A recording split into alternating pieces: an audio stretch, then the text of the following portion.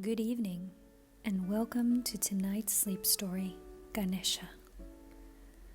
This story is a continuation of our previous sleep story about Shiva and Parvati. If you have not yet listened to that other story yet, I can really recommend you to do so before listening to tonight's tale. Let's see if you can hear the deeper meaning that lies behind the words of this tale.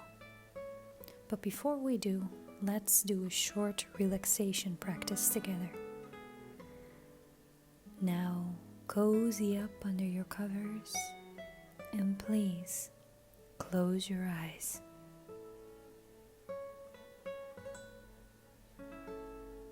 Take a deep breath through your nose and out through your mouth. Relax your whole body. Release all tension in your muscles. Now, imagine a moment in your future where you feel and see a wish that is fulfilled. Maybe you visualize a blossoming love, a career switch, or that dream house you always wanted.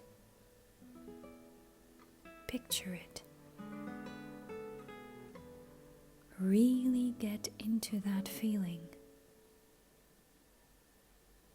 How does it feel to be right there? How does it feel now that your wish is fulfilled? Does it feel good? Happy?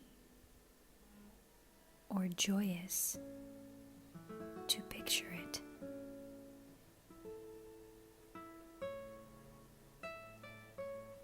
Feels good, doesn't it? To visualize something positive quickly connects us to good feelings. By simply envisioning that what you would like to create in your life, you establish a connection with the outcome. And so you realize it into your life more easily. With these good feelings, we will now start our story. Parvati was enjoying a hot, healing bath. She poured essential oils, salts, and flowers in her tub. She dwelled in the wonderful perfumes and the warm temperature of the water on her skin. Shiva and herself were happily married now, and they loved the big palace they called home in the center of the Himalayas. Parvati loved Shiva with every fiber in her being, but there was one thing about him she absolutely could not stand. He always seemed to disturb her relaxing bath rituals by entering the room and continuously talk about his great adventures. But today, luckily, he could not disturb her, for he was out working on either creating or destroying the universe. Quite a busy task. He would be away for days, weeks, maybe even months. So today she knew for sure that she could completely relax and enjoy this moment of peace and quiet. Bam! The bathroom door suddenly slammed open. Parvati jumped up. Water was splashing on the walls and all over the floor. Hi, my love and light. Enjoying your bath? You cannot believe what Brahman, Vishnu, and myself have been through these last couple of days, said Shiva, smiling from ear to ear and eager to tell Parvati the whole story. But his mood quickly turned around when he saw the irritated reaction of startled Parvati. You can tell me in a minute. Right now, I am taking a bath, so your story will have to wait. Get out. Parvati pointed at the door, ushering him to go. I am so sorry. I don't have much time. I have to go again. Please forgive me, my love. I see you in a few weeks. I do love you, Shiva said, feeling sorry for disturbing her. He left the palace to continue his work. Parvati needed to find a solution for this problem between Shiva and herself, and so she decided that she needed a guard in front of her bathroom door to keep anyone from entering. But not just any guard. It needed to be a guard that was created out of love. Like a child from Shiva and herself. Parvati thought this was a brilliant idea, and thus she scrubbed a pile of skin cells from her body and molded them into a beautiful young boy. When she was finished, the goddess blew chi, life energy, and the love that existed between her and Shiva into the body of the child. All of a sudden, the boy began to move. Dear mother, the little boy said, thank you for giving me life. What can I give you in return? Parvati smiled at the little boy. My dear son, you can be as free and happy as you please in life. I just ask you to fulfill one task, and this is to guard my bathroom door when I am bathing. Let no one enter when I'm inside. The boy walked towards his mother and kissed her hand.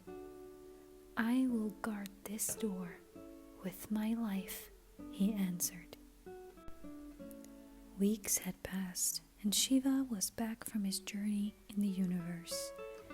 He wanted nothing more than to see Parvati, but he was unable to find her in the palace. He walked towards the bathroom to see if she would be there, but instead of Parvati, he found a young boy standing in front of the door. Shiva wanted to enter the bathroom, but the boy refused his passage. I am sorry, but I am not allowed to let you pass. I have but one task in this life, and that is to fulfill my mother's wish to peacefully let her bathe, the boy said to Shiva. Shiva didn't understand, and his face turned red from anger. And who do you think your mother is then? Shiva asked angrily. Parvati, the little boy answered. Shiva had steam coming out of his ears from rage. Parvati, you say? That is impossible. Now let me pass at once, he demanded.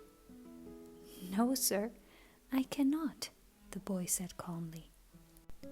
Without thinking, Shiva lifted his sword, and with a mighty flash, he cut the boy's head clean off. With his godly power, he threw the head as far away as he could into the woods between the mountains.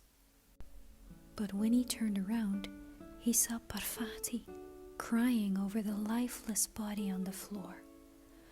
What have you done, Shiva? You just killed your son. Shiva didn't know how to respond.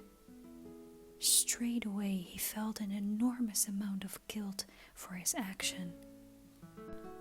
The only way to restore this ignorant error is to find the head of my boy in the woods, bring it back to me so I can bring our boy back to life. Now, go!